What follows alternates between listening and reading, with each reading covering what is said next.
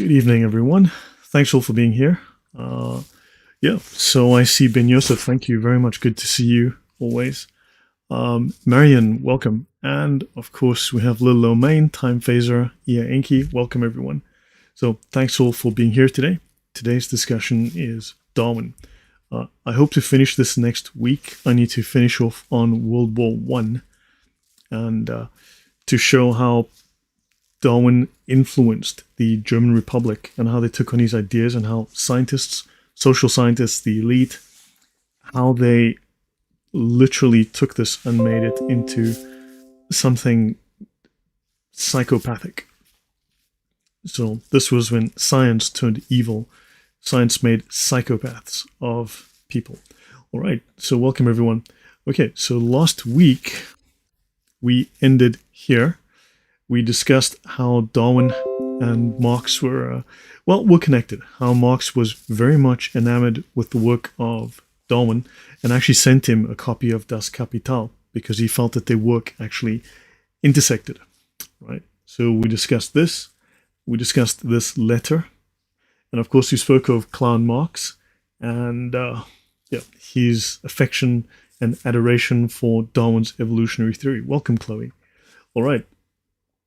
Now, so we'll come back to this because this will be covered again. Now, we go to the ISRO, the International Socialist Review. So Marx, Engels, Darwin, and socialism. Oddly enough, there's an overlap here too. Welcome, Horse, listening on tablet. Little to no comments today. Understood. Dan Simpson, welcome. Right. The evolution of the material conditions of society is in accord with Darwin's theory, explained by the incessant strife of the various classes with each other. Fortunato Martin, Rachel Bonnet, welcome.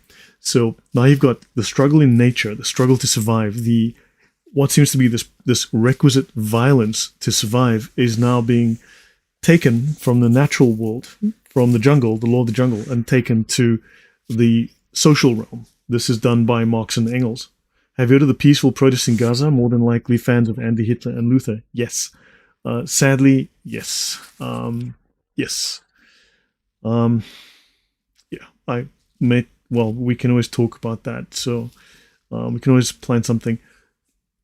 Now, oddly enough, here we've got, so this article is from Darwinism and Sociology from C. Bougler, Professor of Social Philosophy in the University of Toulouse and Deputy Professor at the Sorbonne, Paris, right? It's published in Darwin and Modern Science, Cambridge University Press. So let me just start this again. So the evolution of the material conditions of society is in accord with Darwin's theory. So in other words, Marxism and Darwinism actually overlap. They are parallel theories. And it's explained by the incessant strife of the various classes with each other. Joel, Michelle, historical, welcome. So that in the end, Marx, like Darwin, finds the source of all progress in struggle. In other words, violence takes you forward, right? Violence is what drives history.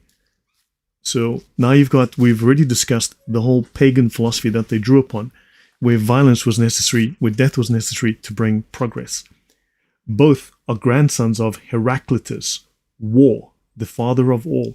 And now we come back, Sola Scriptura, welcome. Now we come back to Heraclitus, I mentioned him previously.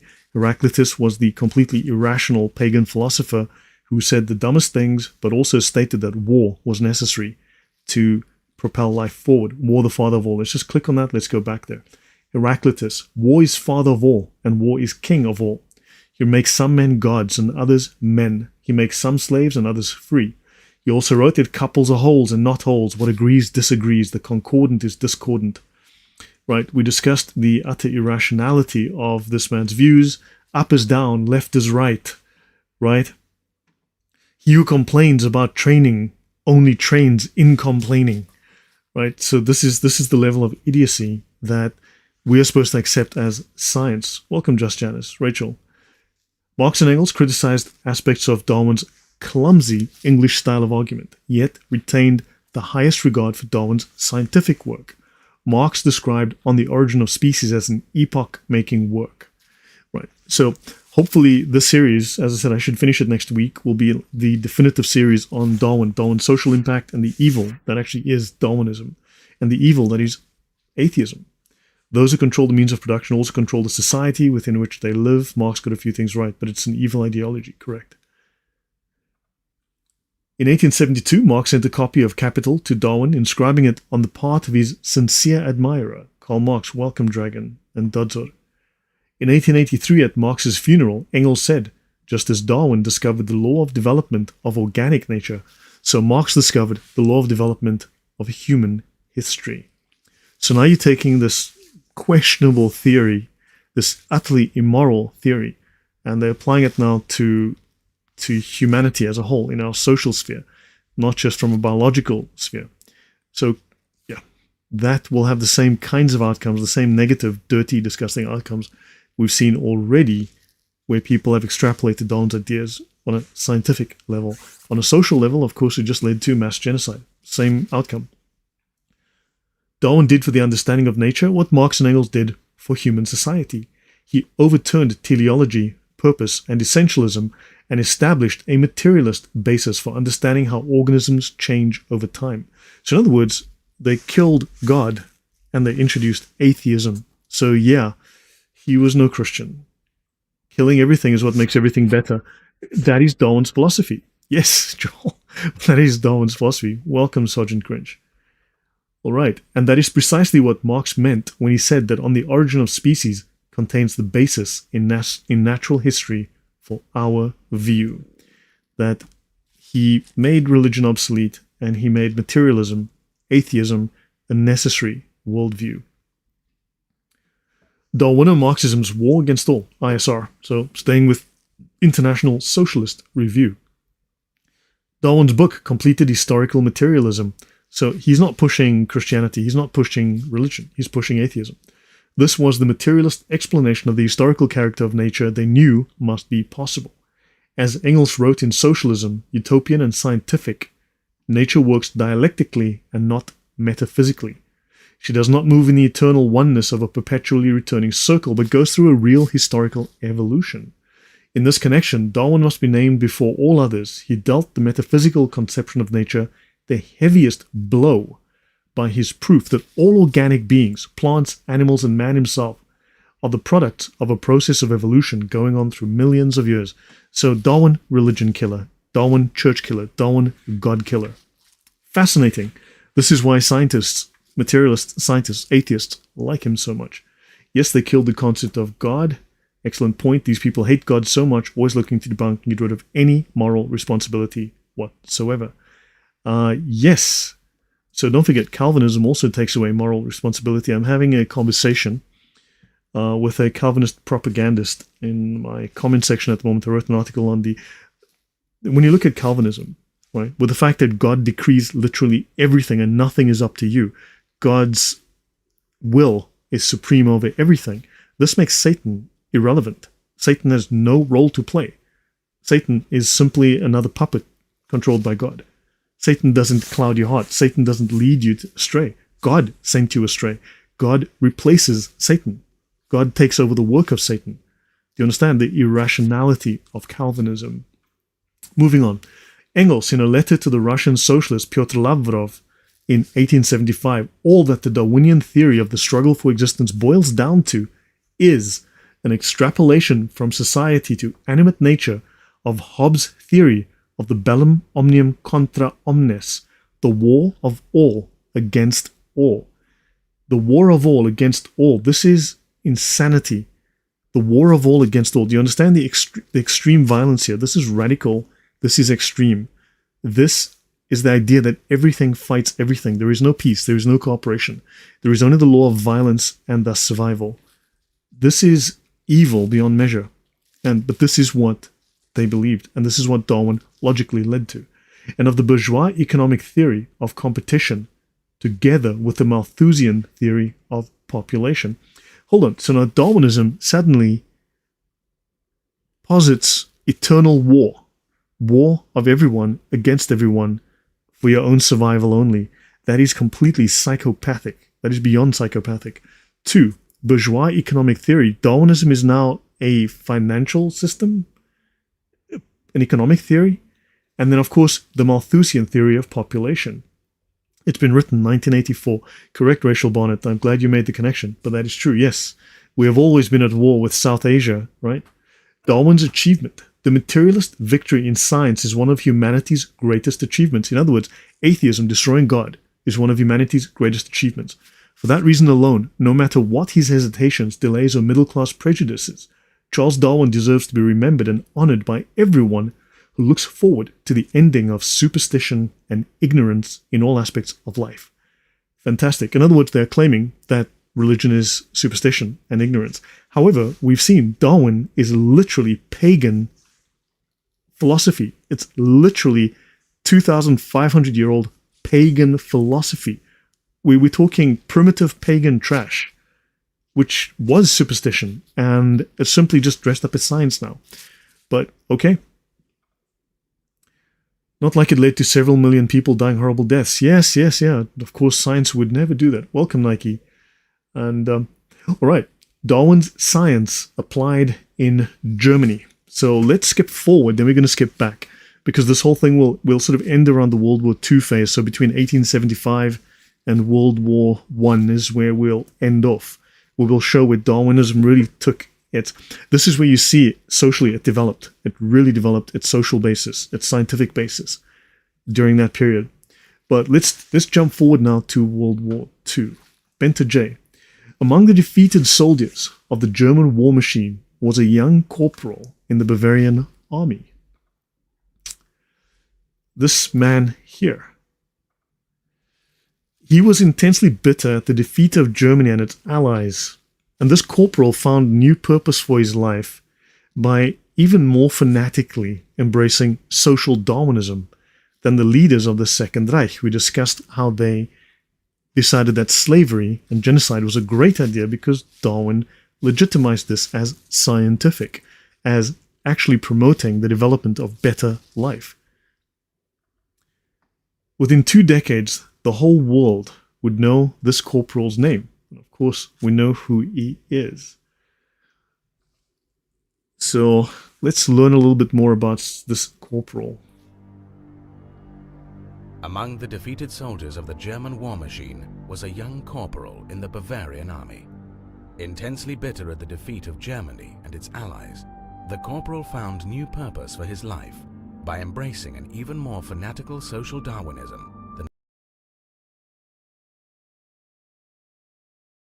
that which had been adopted by the leaders of the Second Reich. Within 2 decades, the whole world would know the corporal's name. Unser deutsches Volk siegt heil! Sieg heil!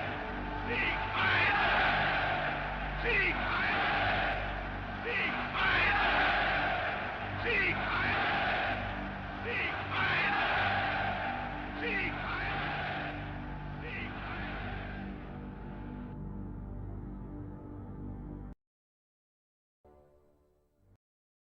Okay, I hope you heard that. That should have played through.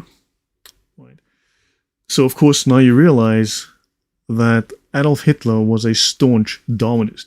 Hitler does claim in his own words to be a materialist. This would make him, very largely speaking, an atheist. This is not to say atheists haven't descended into irrationality and embraced cults, embraced Freemasonry. I mean, that was the French Revolution. There was the rise of atheist paganism. And, of course, that was the new paganism, modern paganism, under the name of atheism. And, of course, it was heavily infested by Freemasonry and, of course, was very much steeped in a revival of the old Roman and Greek cults. So I'm sure Darwin would have approved of the sick bastards that composed the Derlewanger Brigade. Right?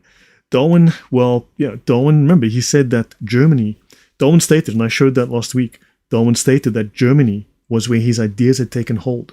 Germany was where the young scientists, the young politicians, had adopted his ideas, and they would eventually force those ideas upon the world.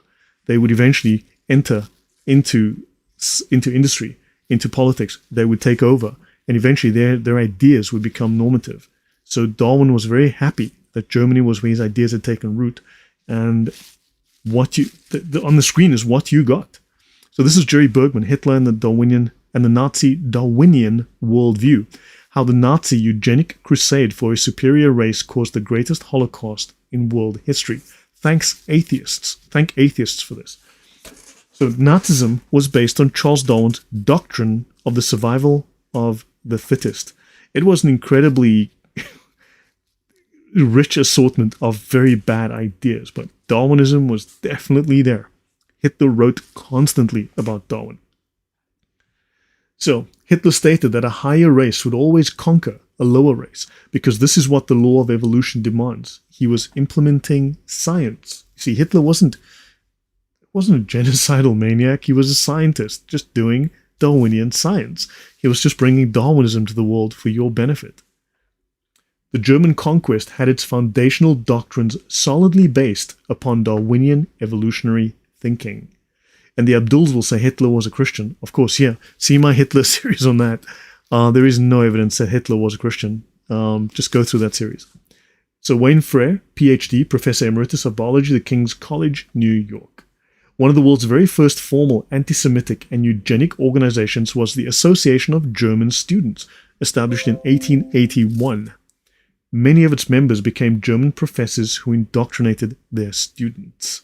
Right, so guys, if you enjoyed this, I've tried to make this particular series on Darwin definitive to be the detailed series that covers everything you need to know about Darwinism. Now, we're not here to look at Darwinism as scientific theory. That's not what I'm doing.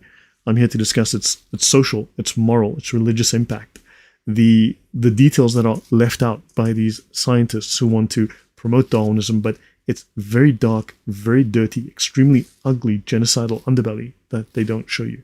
So yeah, if you do like it, please let people know, share it, do subscribe, give it a like, and tell people about it. This is something we need to be aware of, right? So German scholars and intellectuals provided the ideas and techniques which led to and justified the unparalleled slaughter of the Jews and other inferior races. In other words, science participated in the genocide. Atheists are always telling us, well, science is going to bring peace. Well, scientists cut people into pieces. Really, that's what it did. You'd be amused how many people are shocked to learn how Darwin shaped the Nazis. Yeah, of course they don't tell you that. They say, well, Darwin actually, look at this wonderful collection of butterflies. Look here, he's got butterflies. He's got these pins in a board, and he's got these pins through the butterfly. He's got the butterflies. Oh, isn't that cute? Look at these beautiful butterflies. That's the view of Darwin they want to promote. They don't want to tell you that Darwin murdered animals with a hammer, right? That Darwin used to throw rocks at animals and kill them. Darwin murdered animals with his bare hands. Darwin used to chase birds and hit them over the head with the hammer to kill them because he thought it was great. So understand, butterflies, right? Let's look at Hitler's morality. So würde es enden. Now look here, these are humans, right? So this is the ratio of unwell people, unwelcome people, people who are retarded, people who are not, you can see these are ill-born people, okay, not well-born people. This is the ratio in society. And they're saying if we let these people breed, eventually regular humans are going to be a minority and we're going to be surrounded by ill-bred people. So here we go. So it starts here and eventually like this, you see. So we cannot let these people breed because normal humans are going to be this little speck down here. So wird es kommen, wenn minderwertige Kinder und höherwertige vier Kinder haben und höherwertige 2 Kinder haben. Okay, so wird es kommen, wenn minderwertige 4 Kinder und höherwertige 2 Kinder haben. This is how it will be. This is what will come if higher value people have 2 children and lower value people have 4 children, right? So don't have 2 children, right? As higher value people. So understand, they blah, blah, blah. That's Hitler's morality. So Hitler was immoral, but Eberhard Jäckel had convinced most historians that Hitler was not a mere opportunist. He was a principled politician with a well-defined worldview that he pursued relentlessly. He had a plan. He was logical, right? So the scriptura correct, the Holocaust is an example of survival of the fittest being applied to humans, yeah. Jäckel does not specifically analyze Hitler's views on ethics and morality, but it is clear from Hitler's writings and speeches that he was not amoral at all. On the contrary, he was highly moralistic and consistently applied his vision of morality to policy decisions, including waging war and genocide. Hitler was practicing his morality. Remember atheists, 80s and 90s, don't force your morality on me. Well, Hitler was an atheist, forcing his morality on the rest of the world, right? Marxism, the murders, the genocides in the Ukraine, in Poland, in Slovakia, in Czech Republic, in the USSR, that was atheists forcing their morality on people. Yeah. But it is clear, so on the contrary, he was highly moralistic and consistently applied his vision of morality to policy decisions, which included war and genocide, as moral decisions. It may be difficult for us to grasp this, but in Hitler's worldview, okay, war and genocide were not only morally justifiable, but morally praiseworthy. Hitler was ultimately so dangerous then precisely because his policies and decisions were based on coherent but toxic ethical ideas. What did Hitler base his ideas on? Darwinism.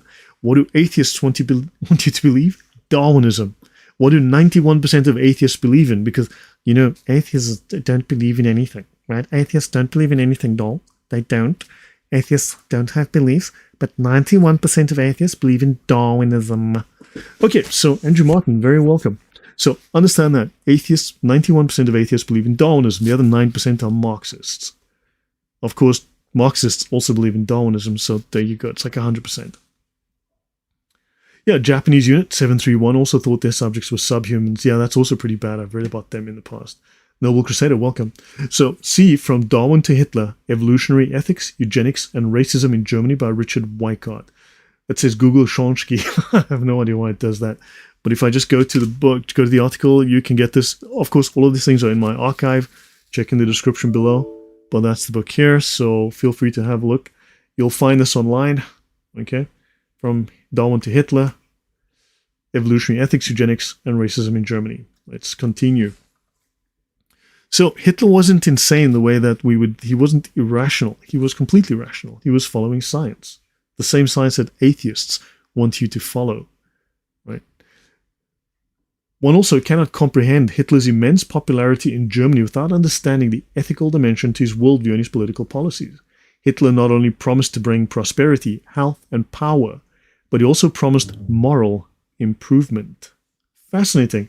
See, so World War II was Hitler's moral improvement. We're just going to kill our neighbors because that'll make things better. We won't have those nasty neighbors next to us. Many scholars have noted the utopian appeal of Nazism, which aimed at creating a higher and better person. What did Darwin say was the way to create higher and better person? Well, kill the one before you, right? Death brings improvement. So yeah, get rid of the undesirables, and what you have is a better species. The police state he erected not only persecuted political enemies, but also tried to eliminate criminality and social deviance. Yes, the utopia. Nazi propaganda portrayed the Nazis as decent, clean-cut, well-shaved, upstanding members of society. Hitler continually criticized modern, urban society for its rampant immorality, especially the proliferation of sexual immorality and prostitution. So he was getting rid of the less fit, exactly. You see, so if you want a good society, just kill thy neighbor. That's the opposite of the Christian message. Yes, Vegetal, correct. In their eyes, they were moving humans up on the evolution ladder. Why do atheists not share this information with us? Why do atheists not tell us this? This is exactly where their philosophy leads. They always introduce you to, look at the butterflies, aren't they cute, lovely little butterflies? Yeah, the problem is Darwin doesn't just stop at little butterflies. Andrew Martin, correct. Just helping nature along. That's all they're doing, these innocent little Darwinist murderers. Yeah, especially those pesky little infants who haven't been born yet. Great for little spells if you're a Satanist. So why is Germany full of hers? Moving on. Hitler's Darwinian moral standard. Hitler embraced an evolutionary/atheist ethic that made Darwinian fitness and health the only criteria for moral standards, which we've discussed before. This is what Darwin and Darwin's followers promoted. He had no use for weak Christianity. In a 1923 speech, he said, "Decisive in history is the power that the people have within them. The stronger before God in the world has the right to impose its will. From history, one sees that the right by itself is completely useless." In other words, moral correctness is useless if a mighty power does not stand behind it. In other words, power and moral correctness comes from the barrel of a gun. Right alone is of no use to him ever, does not have the power to impose his right. The strong has always triumphed. All of nature is a constant struggle between power and weakness, a constant triumph of the strong over the weak. Thank you, Lloyd, for always making me want to punch a wall when you expose this filth.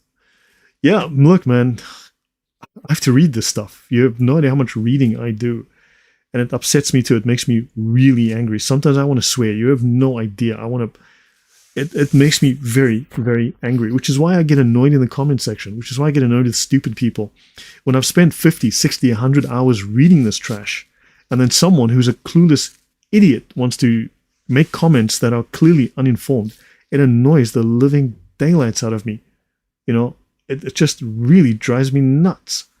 So, moving on. Adolf Hitler's mind was captivated by evolutionary teaching. And this is Robert Clark on Hitler and Darwin.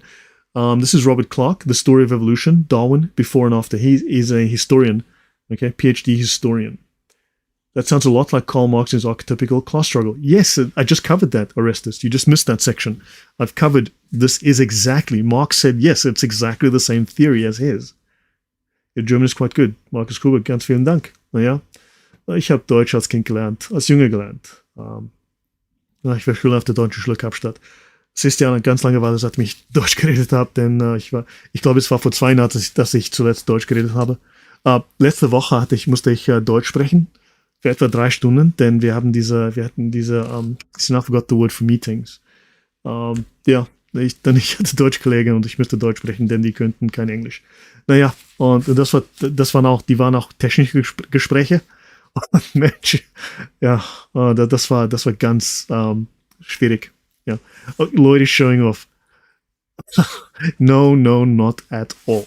Okay, so Adolf Hitler's mind was captivated by evolutionary teaching, probably since the time he was a boy.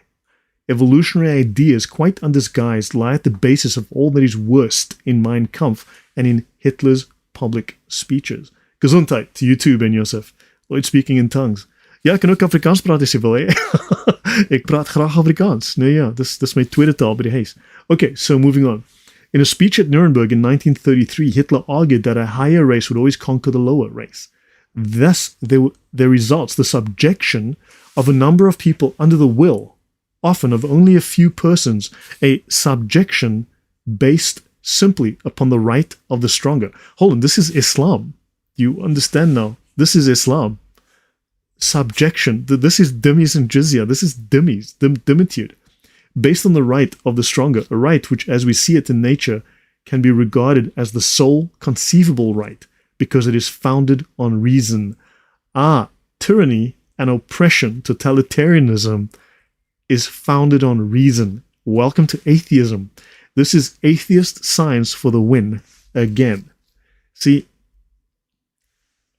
okay, now everyone else is showing off. Marion speaks Norsk, and Mo goes on about reason in his Quran. Okay, that's interesting. Yeah, that's fascinating, Andrew. I didn't pick that up, but yeah, the science. I mean, that's actually very interesting. Mo goes on and on about reason in his Quran. Exactly. This is not reason. This is irrationality. Somehow those weak Christians took over the mighty Roman Empire. Amazing, right? You make German very nice. Thank you, Rachel. So yeah, let's continue. So, for communism is not a higher stage of development. Rather, it is the most primitive form of life, the starting point. So you see, Hitler was a socialist. Let's be honest, they were national socialists, right? Everyone tries to claim he's on the right, which is completely false. Hitler was left. Hitler was a socialist like Marx. Hitler was a socialist like all these idiot socialists. But he believed he had superior scientific socialism, right? Communism was Marx's idea, but he said Marx's idea is weak and stupid. I've got better socialism for you. Italo-Dansk. Oh man, okay, fine. Enough foreign tongues. Yeah, enough speaking in tongues, guys. You know, because we don't want to be captured by the indwelling of the Spirit or something like that. Or the secret testimony of the Spirit. You know, hold on, wait, I'm just getting it now. When I get it, yeah, so let's not go there. Andrew Martin, Quran 40 verse 54, a guide and a reminder to people of reason, to the mentally bewildered. Yes.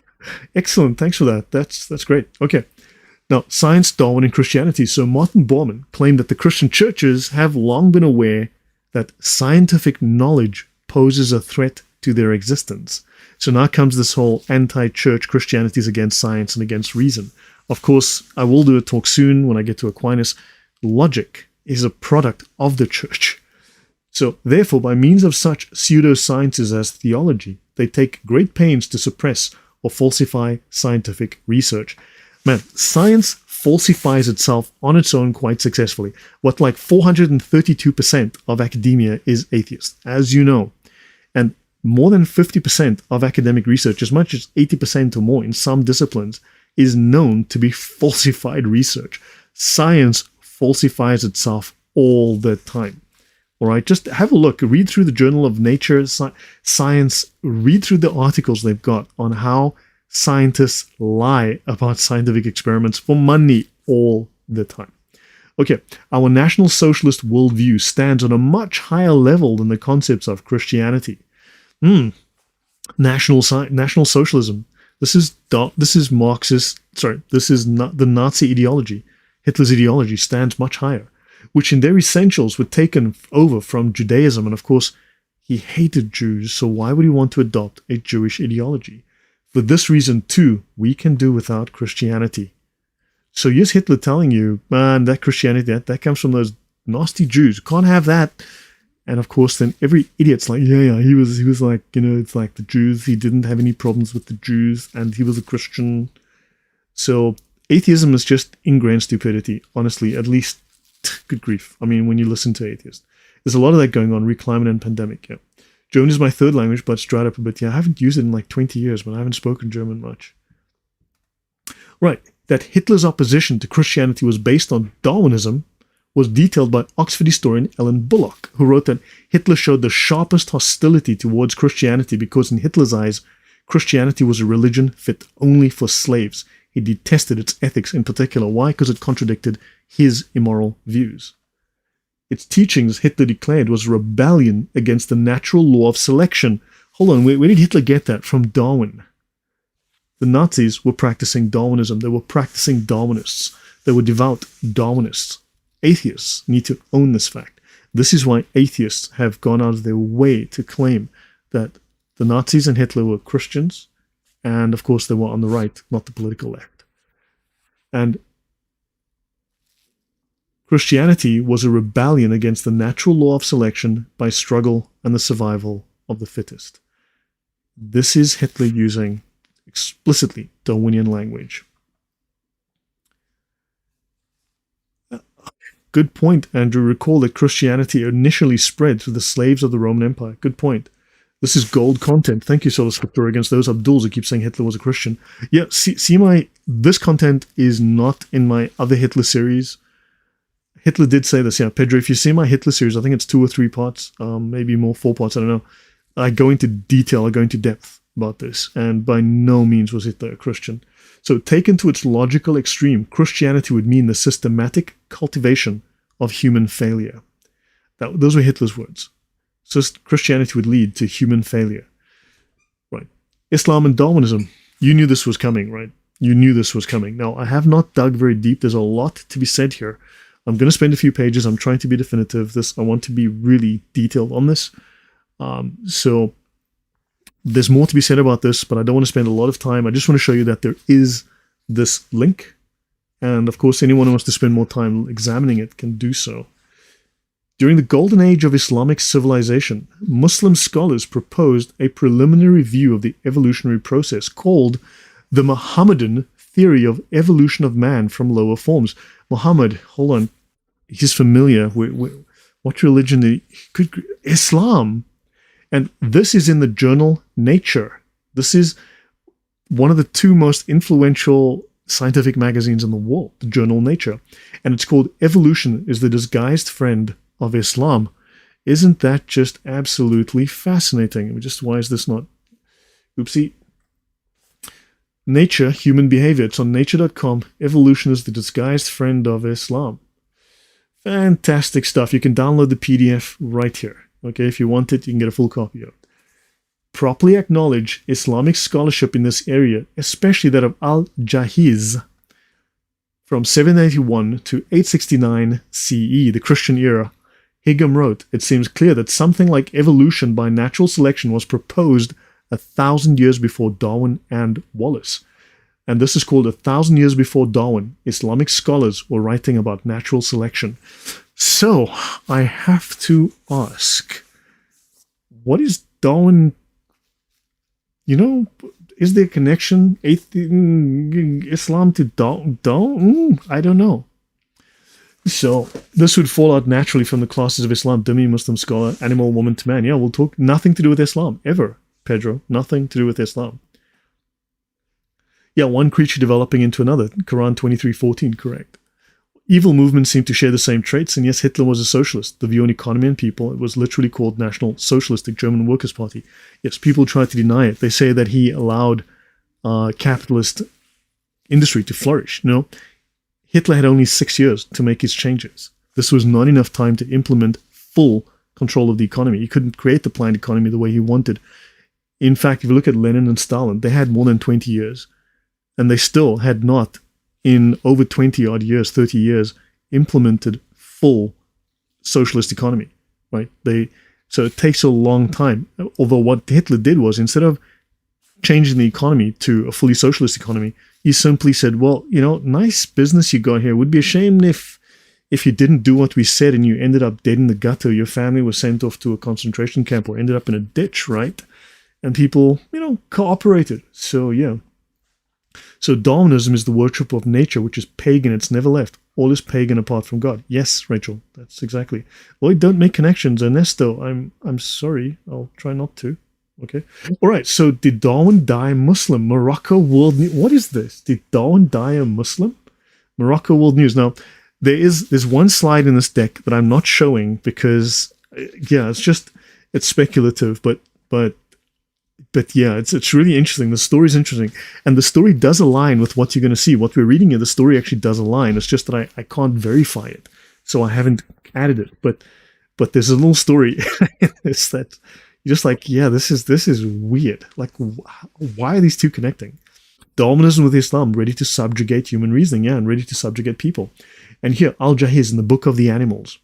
Animals engage in a struggle for existing and for resources to avoid being eaten and to breed. Environmental factors influence organisms to develop new characteristics. Welcome, Stealth Mongoose and IL. To ensure survival, develop new characteristics. Sounds very Darwinist. Thus transforming them into new species. Animals that survive to breed can pass on their successful characteristics to their offspring. This is 1,000+ years before Darwin. Einstein was fascinated by transubstantiation. His interest in religion was scientific, not spiritual or moral. Cheers, Lloyd. Welcome, yeah. So, according to Samias Hawi, the 11th century Persian scholar Ibn Miskawayh wrote about the evolution of man in Fawz al-Askar. Goeienaand, meneer. Hallo, Rick Bass. Hoe gaan we jou? So understand that I'm not going to do a detailed analysis here. I'm just introducing the fact that this exists, and there's a lot to be said and to be uncovered here. So this is Islamic evolution. A Muslim secret society and evolution. 10th century Basra. Basra would be Iraq. Islamic Encyclopedia of the Brethren of Purity. So that's an interesting, the Brethren of Purity is an interesting story. Introduced the earliest attested evolutionary framework, similar to Darwin. It expanded on the Platonic, which is Gnostic, and Aristotelian concept of the great chain of being by proposing a causal relationship advancing up the chain as the mechanism of creation, beginning with the creation of matter and its investment with energy, thereby forming water vapor, which in turn becomes minerals and mineral life. So did Darwin evolve into a Muslim? Probably. So Muhammad was Darwinian, since he says a man must marry 4 women and reproduce. Yeah, well, or maybe Darwin was Mohammedan. Seriously, you just have to wonder sometimes. You're like, huh? Like, how do these things go together? Science, people, science, Islamic science. Darwin is now practicing Islamic science because Islam claims to be science. Don't look at my butterflies. Okay, does the Quran say anything about butterflies? Because if the Quran talks about butterflies, and yeah. Influential 14th century historiographer and historian Ibn Khaldun wrote in the Muqaddimah, or Prolegomena, Introduction to History, on what he referred to as the gradual process of creation. Some of Ibn Khaldun's thoughts, according to some commentators, anticipate the biological theory of evolution. He asserted that humans developed from the world of the monkeys. Oh, wow. Was Darwin doing a little bit of reading? Dawa equals Darwin. That man just won the internet. This man just won the internet. Dawa equals Darwin. Yeah, let's just get that up there. Dawa equals Darwin. Yes. Yes. This is scary stuff. But understand, how do these two connect? How does Darwin, hold on, Darwin is scientific. Atheists, 91% of atheists love Darwin because it's not religious at all. And as we all know, Islam is very religious, right? Like really religious. But we are atheists. We don't believe anything. We believe in Darwinism because it's scientific. And of course, suddenly they believe in Islam. Darwin. Yes, Orestes Lazanakis. Darwin. Yeah. Huxley was doing dawah for Darwin, correct. Isn't there a chapter in the Quran called Al-Schmetterling, the butterfly? Yeah, but understand, I mean, what is the... Seriously, how does science suddenly equal Islam? How does Darwinian science equal Islam? Do you understand? This is crazy.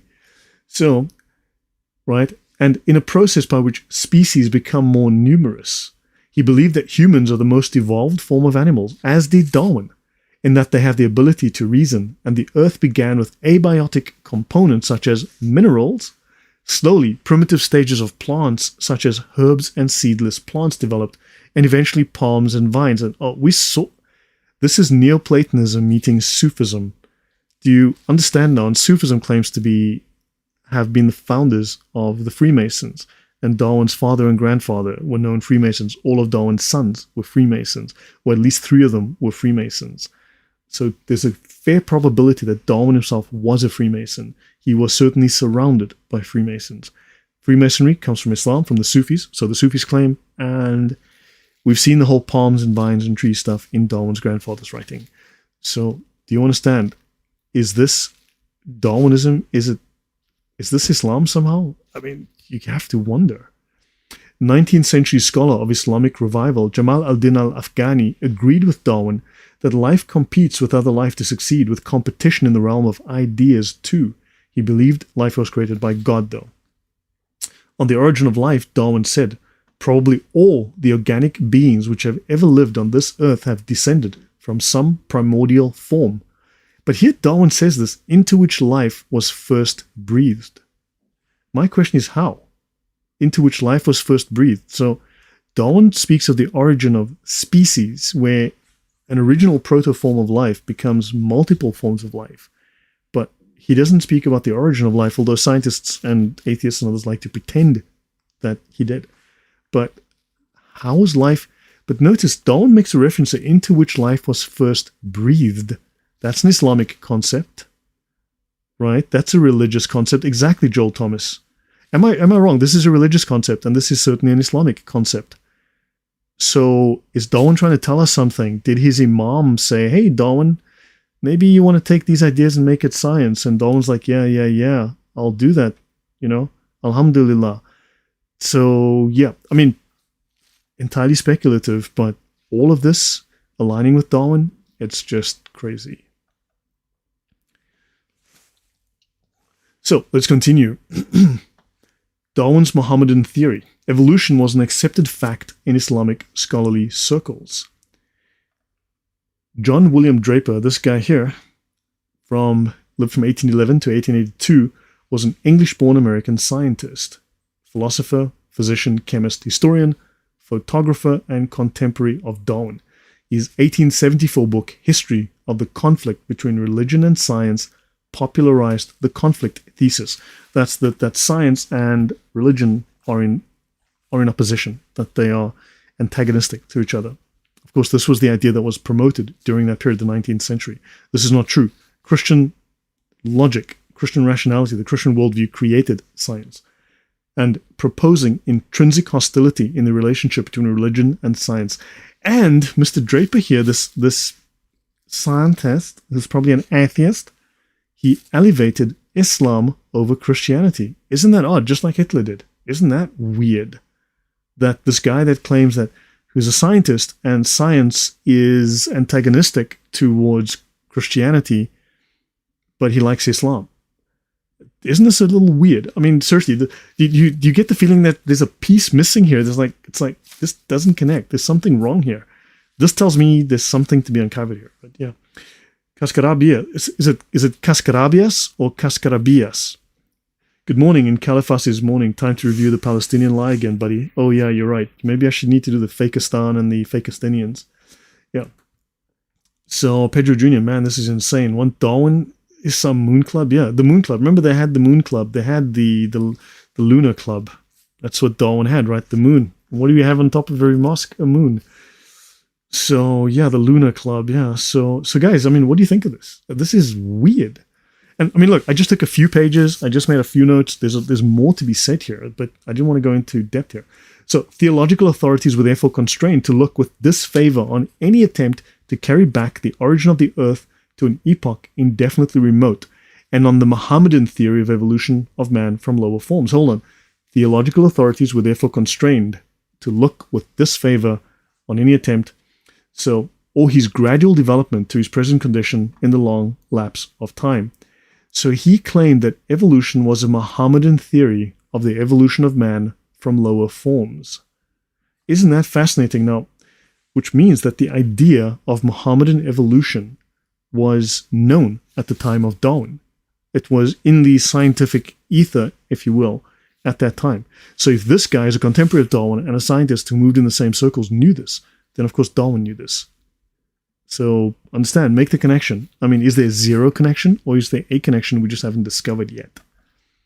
So many Muslim philosophers had already discussed the concept of evolution in their writings prior to Darwin, who can be said to have given their ideas scientific language. So Darwinism and Mohammedanism are shaking each other's hands spiritually. Yeah. Let's look at Rumi, Sufism and evolution. So now we've got Darwin here and the descent of man.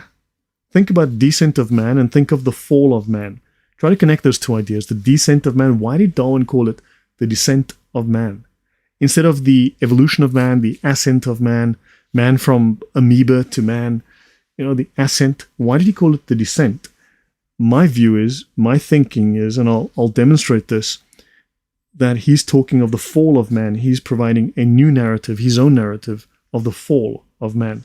And I'll explain what he means here. Darwin had a certain pantheistic view. That's what I think we will discover.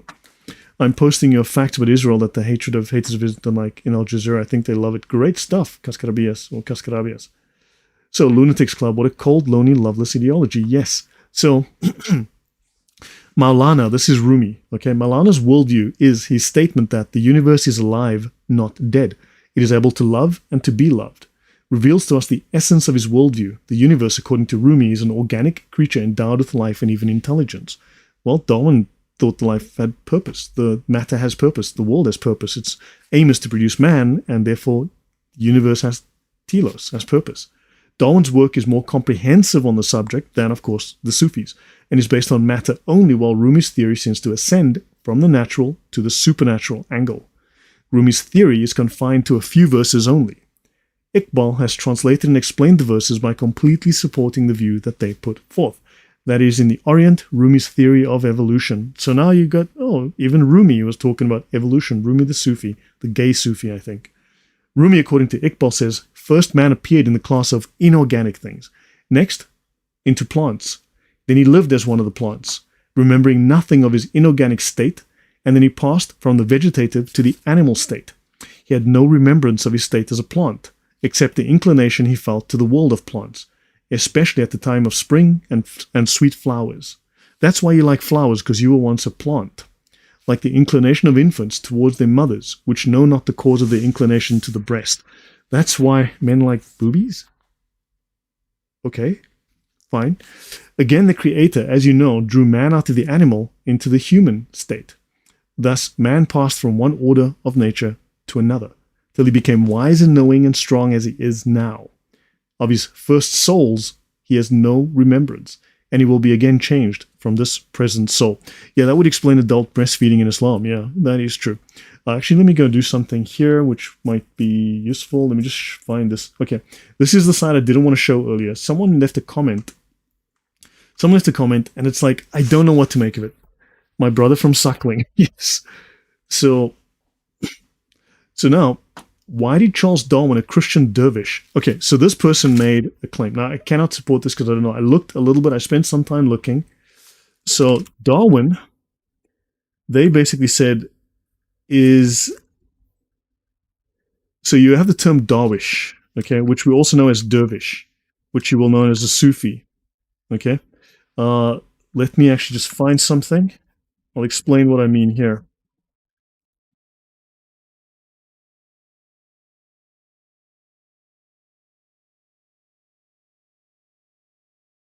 These are whirling dervishes. These are Sufis. Let me just bring up this picture. These are whirling dervishes, Sufis. All right? So this person was saying that the name Darwin is a derivative of Darwish, which is dervish, which is Sufi. Right? Now, is that true? I don't know. Now, they says here Darwin was a Christian dervish, right? Let me tell you a story first. Once upon a time, there was a Sufi who, while giving lectures, never looked at the faces of his followers. One day, a disciple asked, why don't you look at the face of the disciples? And the Sufi took off his namaz cap and put it on the head of the disciple. When he wore the cap, the disciple looked at his fellow members and saw that each man is some sort of animal.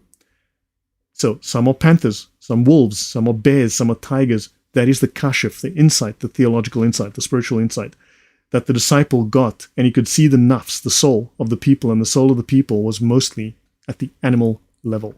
So you can see this is like Pakistani or, very bad English, but this is something someone sent me. The story, that something that they had found on the internet, and it's just interesting. It's just curious. But I mean, so yeah, I'm just putting it out there just so you can see it. But you understand? There's something odd here. Okay, moving on.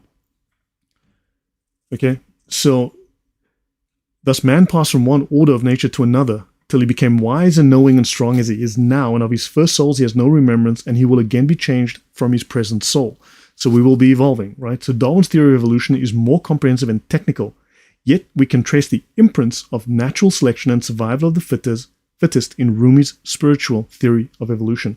In other words, in this poetry, in this pagan philosophy, in this Islamic philosophy, you can find this because these ideas are Gnostic. These ideas are pagan. These ideas come from this particular Sufi, pagan / Greek, Roman philosophy background. This is not science. This is crazy religion dressed up as science.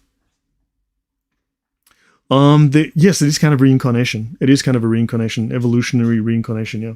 So Rumi's theory of evolution, for Rumi, the doctrine of the fall of Adam is reinterpreted as the devolution of the ego from the universal ground of divinity and is a universal cosmic phenomenon. So, okay, let me try and translate that.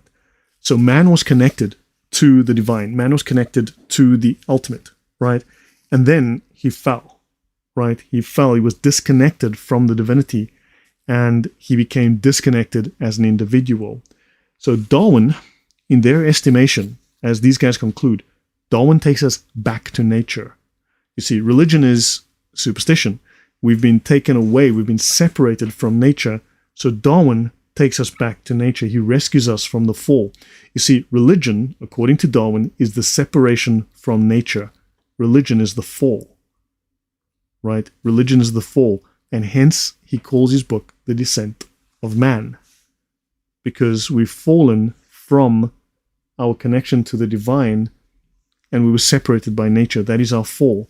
And now Darwin wants to reconnect us with our true nature, which is what he said. He wants to connect us with our true nature as violent, genocidal, crazy people. Right, let's have a look at the writings of Tertullian, Volume 1 Revised. Chapter XLVII. That would be 48, if I read that correctly. Come now, if some philosopher affirms, as Liberius holds, following an opinion of Pythagoras, that a man may have his origin from a mule, a serpent from a woman, and with skill of speech twists every argument to prove his view, will he not gain acceptance for and work in some the conviction that on account of this, they should even abstain from eating animal food? This is Tertullian, old church father, who went crazy at the end of his days. But understand, he's already talking about Gnostics. And this is a Gnostic thing. The Gnostics didn't eat meat. We'll discuss that, and I have discussed it yesterday in my talk on Saint Irenaeus. The Gnostics didn't eat meat, right, for various reasons. So vegetarianism is a Gnostic idea because of blah, blah, Gnostic craziness, right? May anyone have the persuasion that he should so abstain lest by chance in his beef he eats some ancestor of his. Okay, so in other words, they abstain from eating meat in case they eat an ancestor of theirs. Do you understand how this goes? But if a Christian promises the return of man, so understand, vegetarianism is Gnostic. This is all. The early church was speaking out against this already. These ideas were known in the early church. Okay, this is a fairly long article. We'll see how far we get. Okay, this is fairly long. It's detailed, but it's interesting. This is in. Let me go fix that slide. Okay, let me go and bugger. Let me go and fix the slide here. I made a wrong mistake. Let me fix it. There we go. This is in the Lancet, another scientific journal. So it's not just some random article written by some. Thank you. It's all connecting and it's all scaring me. Oh, what do you guys think of this? Right? I mean, honestly, does this make sense? I mean, it's insane when I read it. But so this is the Lancet, a very important medical journal, a very important scientific journal. Darwin and the Philosophers. Okay, written by a Muslim as well. And you can download it, right? Charles Darwin is widely venerated as the man who discovered evolution, but did he? Yes, vegetarianism is Gnostic. Yes, vegetarianism is Gnostic. I covered it yesterday or the day before in my talk on Irenaeus.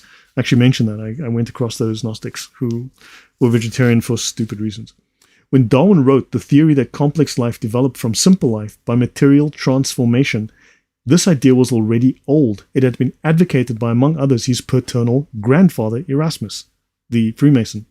Did Darwin then, and poet, right, and pagan philosopher, did Darwin then discover the mechanism of natural selection? No. His achievement was to propose that life, including human life, developed and could be explained solely by mechanistic forces, like the Muslims were saying, primarily natural and sexual selection. Life was material, and consciousness is an epiphenomenon. Darwin has shaped our thinking so thoroughly that his radicalism can be underestimated. Until a few centuries ago, Western philosophy, so in other words, it's so normalized that we don't realize how radical, how crazy Darwin's thinking is. Centuries since, welcome. I got your email, thank you. Does the word agnostic come from Gnostic? So the word agnostic comes from Huxley, Thomas Huxley, who created it to describe himself. He belonged in this London gentleman's club, whatever the name was, and he was a poor guy. He was the odd one out. He was of the lower class, and he wanted to give himself a title, and he coined the term agnostic in the mid-1800s, 1840s. And although he claimed to be an agnostic, he was violently anti-Christian in his language, in his behavior. He was incredibly anti-Christian, explicitly so, anti-Christian. So, where did that comment go? Very interesting. So, there it is, yeah. So, no, it was just cover to claim he's agnostic. He's neutral, but he was not neutral. He was biased heavily to one side. So, until a few centuries ago, Western philosophy on the whole regarded consciousness as important and matter as an ephemeral expression of it. In other words, consciousness came first, the soul came first. Matter was just an expression of the superior divine perfection, right? And Darwin, of course, just destroyed the whole idea of spirit. So Pythagoras and Parmenides described a universe suffused with divine consciousness. Indeed, did anything else exist? No, right? Matter was just a crude form of the perfect. So Plato regarded the material world as a shadowy representation of divine archetypes, right? Just go and check something here. I made a few of these. This is the philosopher Plato, right? The philosopher Plato. Here's another one of the philosopher Plato. Yeah, I just thought that it's a fun game. The philosopher Plato. Let's have another look here. The philosopher Plato. Yeah, pretty awesome. I'm a genius and I'm a poet and I don't even know it. Okay, so moving on. Plato the Great. Yes. So Plato regarded the material world as a shadowy representation of divine archetypes. Aristotle felt that consciousness could be known by the study of the visible world. And he created modern scientific disciplines, including biology. But Aristotle wrote that organisms developed according to their non-material form. So the soul, the spirit, right, what was metaphysical shaped the physical, or their essence. The supreme form of the universe was divine. Such science could easily be harmonized with the philosophy of Thomas Aquinas, for whom the visible universe reflected the aspects or the names of God, the character of God. So Darwin and the Philosopher, Part 2. Aristotle was reintroduced to the West by philosophers such as Averroes. In medieval and early Renaissance times, Eastern and Western philosophy were not always easily distinguished. So there was an overlapping of philosophies between East and West, and therefore you had this bleeding of these very Gnostic, well, Islam does claim to be Gnostic, right? These philosophies into the West. Ghazali, known in the West as the proof of Islam, the Hujjat al-Islam, was known in Europe as a Christian theologian, sound in doctrine, which is insane, right? Ibn Arabi was venerated as Dr. Maximus. And he asks here in this Lancet article, in this legitimate, top-end, elite scientific journal, did Darwinism too arrive from the East? And the first indications are promising. Hello? So, seriously, the first indications, the evidence seems that Darwinism is Muslim. Am I reading that right? Okay. Correct, Joel Thomas. Islam has a fine pedigree of Gnosticism and all credited to Hermes Trismegistus. So guys, do you understand where this is going? I have experienced 770 molds. I died from minerality and became a vegetable. And from vegetativeness I died and became an animal. I died from animality and became a man. There's a lot of dying going on here. In other words, to evolve, you must die. Didn't Darwin say the same thing? Then why fear disappearance through death? Next time I shall die, bringing forth wings and feathers like angels. Gnosticism was the worship of angels. There were creatures more powerful than the angels above the angels, greater than Jesus, that they followed, the eons. So even St. Paul called Gnosticism the religion of angels. These people worshipped angels. So I shall die, bringing forth wings and feathers like angels. After that, soaring higher than angels, like an eon, what you cannot imagine, I shall be that. The Gnostics. So, okay, am I making idle speculative conclusions here? Am I just drawing this out of thin air? Or do I have basis for starting to make these crazy connections? So, but Rumi, the author, envisages not material but conscious evolution, in which people transcend their merely material, behavioral, and cognitive characteristics: mineral, vegetable, animal. Notice, not spiritual. Mineral, because your bones are minerals, let's say. Vegetable, because, well, whatever. Animal. So you are still an animal. You are not a truly enlightened being, and become able to interact with objective reality. But this evolution involves death. Not my words. This evolution involves death. Darwinism is a death cult. We've come to that conclusion already. We've described in detail how it is a death cult. It demands death for progress, right? Ceasing to be merely individual and becoming part of a flow of compassionate consciousness. We kill you because we mean well. Century since, it makes sense. Islam definitely feels like a survival of the fittest ideology. Yes, it is. It says, be not weak when you're uppermost. I mean, this aligns with this philosophy. It does. O-A-Tex, I think you have a mistake. In West as proof of Islam, it should be in the East as I think. Known in the East, you're right. But the thing is, this is his official title. The Hujjat al-Islam is an official title, so he'll be known. It could be, yeah, I'm known to make little typos. That is true. You guys know that I do miss a few things here and there. So that is possible. I'll take it on, yeah, let's just say, just make West, East, and that's probably more correct. Okay? So, but he is known as the proof of Islam. That is, he's the highest regarded Islamic scholar after Muhammad himself. All right? Last page of this one on the Lancet. Darwin pioneered the materialistic approach to history, like Marx. Freud regarded The Descent of Man as one of the most important books ever written. His psychological, anthropological, and sociological works either drew heavily from Darwin or come from the same root. Darwin inspired social scientists, but also drew from them, like Thomas Malthus. Malthus was inspired by a fabricated account of goats multiplying before being eaten by dogs on an island off the coast of Chile, where Alexander Selkirk had once allegedly been marooned. Now, we opened with Darwin's inspiration from Malthus. Darwin read Malthus, and Darwin went, boom! Light bulbs went off in Darwin's head, and Darwin's like, yeah, this evolution thing makes sense because of Malthus. And now we discover Malthus took a fabricated study of goats. And this is science, people. Atheists will let you know this is science.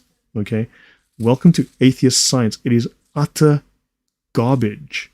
This is the garbage that science. So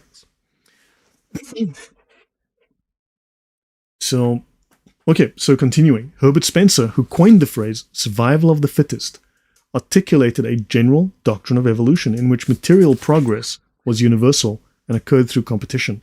This is just a polite way. Remember, Darwin told us in the previous episode, we discussed how Darwin said that the survival of the fittest was a new phrase that was more polite, was less aggressive than the war for survival, right, that everyone else was using. It meant the same thing, but it was less deliberately, overtly violent.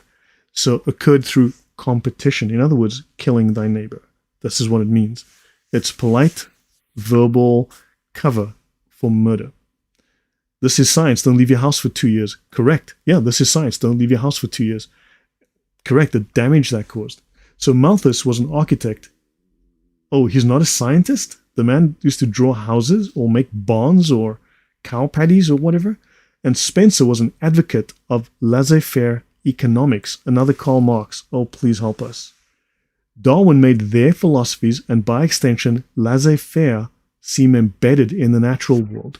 Didn't we discover that the whole society of Darwin, his daughter or his cousin or granddaughter, whatever, got married to Keynes in economics, which has messed up the world, because Darwinism, as Marx said, Darwinism is an economic theory too. Do you understand? So do you understand these connections? Now you go from all of these people are connected and all of these ideas are connected. They're all incredibly insane. Does that make sense? If you're a Malthusian tree, you'd have a long wait. Yes. Stealth Mongoose, thank you very much. I really appreciate the donation. Thank you. Appreciate the support.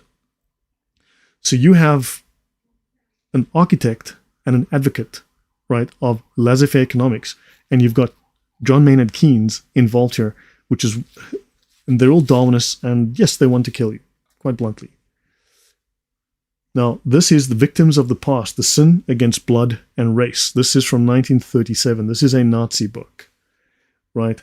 Opfer der Vergangenheit, die Sünde wider Blut und Rasse, the sin against blood and race.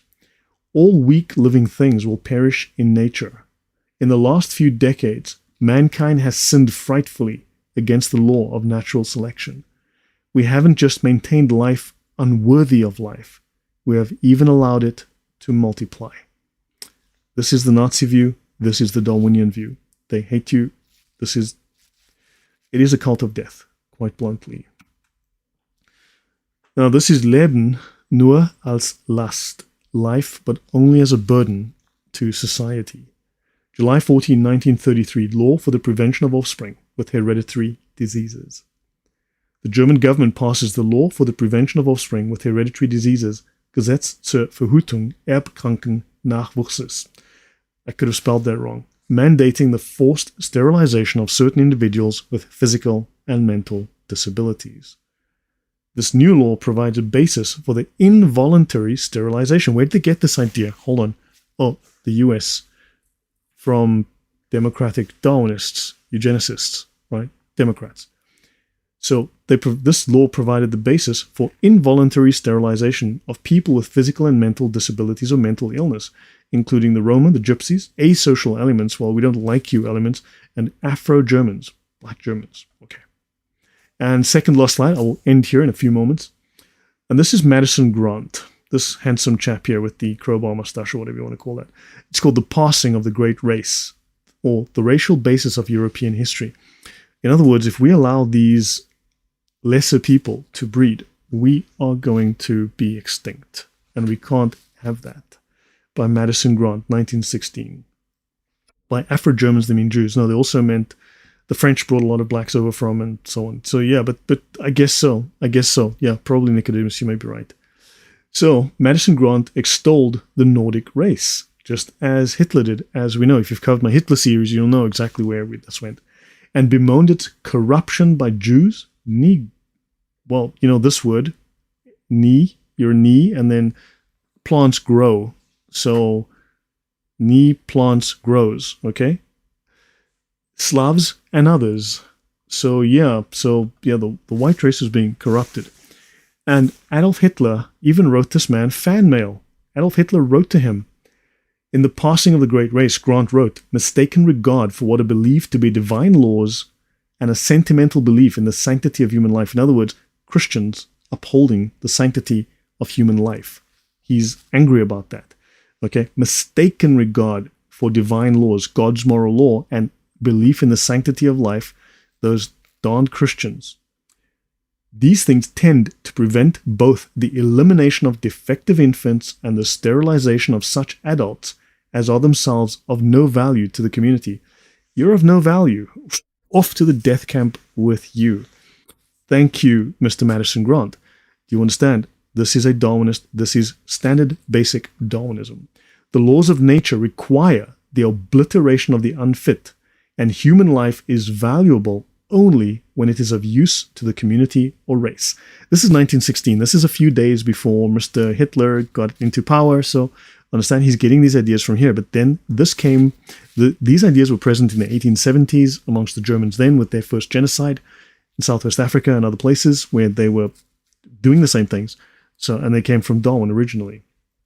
Centuries since, there's, I think, Hermetic Order of the Golden Dawn, and Aleister Crowley joined had racial thoughts just like this. Yes, they were very racist, correct.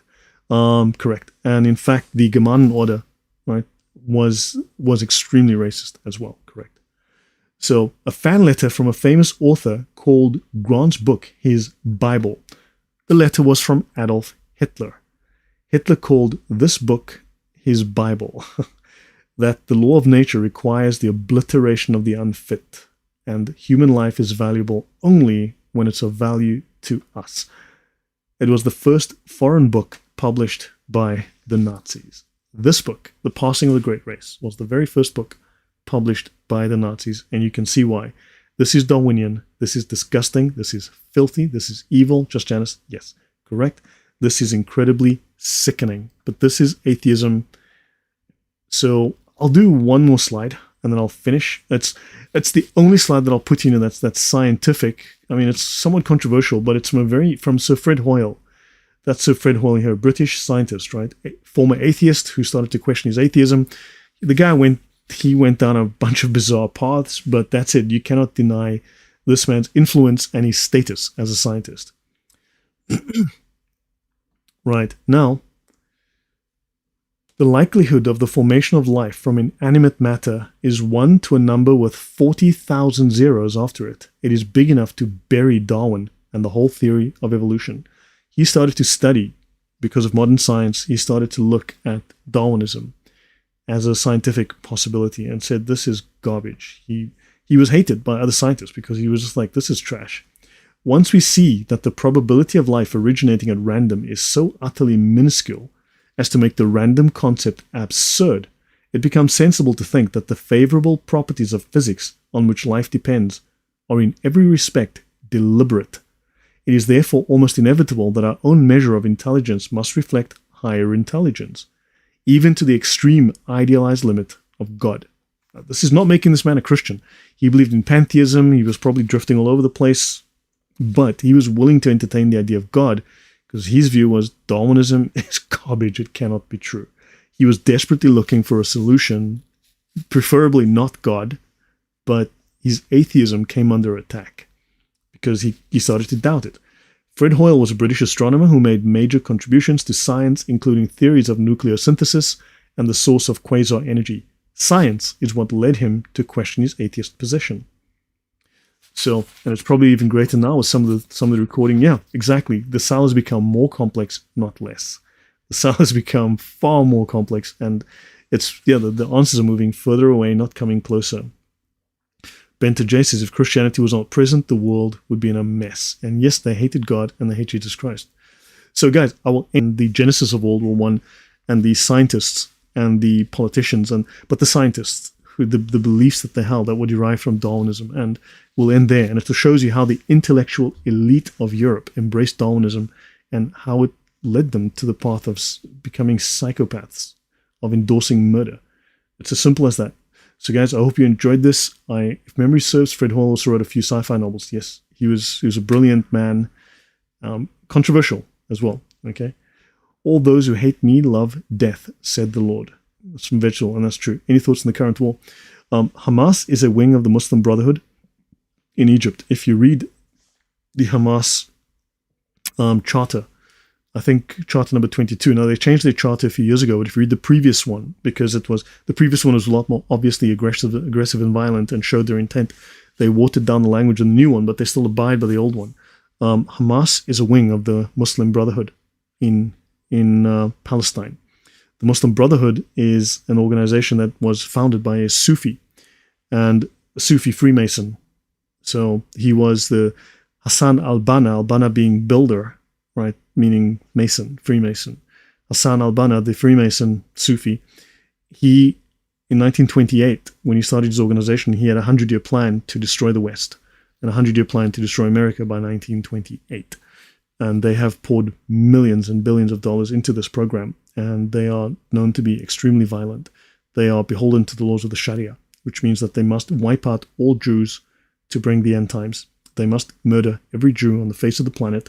This will then purify the earth, and this will bring back Muhammad. And this will bring back Jesus, who will come back as a warlord fighting at the right hand of Muhammad. Jesus will then kill all the Christians, destroy all the churches, and there will be no more Jews. There will be no more Christians. All the pigs will be killed. Everyone will convert to Islam. Those who do not convert to Islam, Jesus will kill.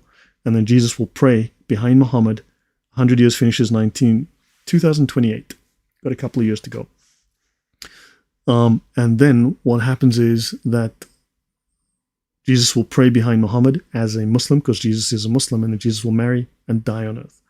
That's the story. So understand, they are trying to bring this particular event to a head. They're trying to bring the apocalypse, because this is their idea of the eschaton. So, of course, we know that stealth monkeys, but this is what they believe. This is what they believe. So it's insane, but that's what they believe. This is murder for the sake of Allah, quite bluntly. So, yeah, guys, I will leave it at that. And I hope you've learned something. I hope you see now that you need to actively work against these philosophies, against these utterly depraved philosophies. They are, all of them, you'll notice, all of them are connected. All of them are anti-Christian. All of them are anti the Bible. So, yeah. So, guys, I will be back in a couple of days. I need to finish Irenaeus. I need to finish the slides on Irenaeus. And I'm also working on the Gospel of James, St. Mary, and the apocryphal Gospel of James, the Proto-Evangelium of James. And we'll start to look at the early church fathers, early philosophy, and how all of these things actually start to connect, and how the Gnostics connect into that. Then I'll probably do another show on the Gnostics. I'll do one more talk on the Gnostics, and I'll go through a list of heresies. I've got like 8 talks on heresies planned. So, Century Since, I'll send you an email and we can chat. So guys, thank you. I hope you've enjoyed it. Crowley, yes, I started Crowley. I need to get into Crowley. Guys, everyone, 3 times this week, people have said, thanks to you and the team. I'm like, what team? I am the team. You're looking at the team. I am the whole team. So guys, yeah, thank you. Appreciate the support. It's been really fantastic. Thank you. So please share all of this. Talk about this. Take screenshots. You can buy these slides. These are not done yet.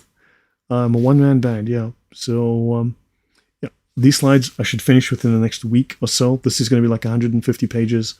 But I want it to be definitive, to really demonstrate. There's no I in team. Yes, little mine. Thanks. Yeah. So thanks, guys. All the support. Thank you again. And we will see you soon. Okay? Take care. Good night. God bless.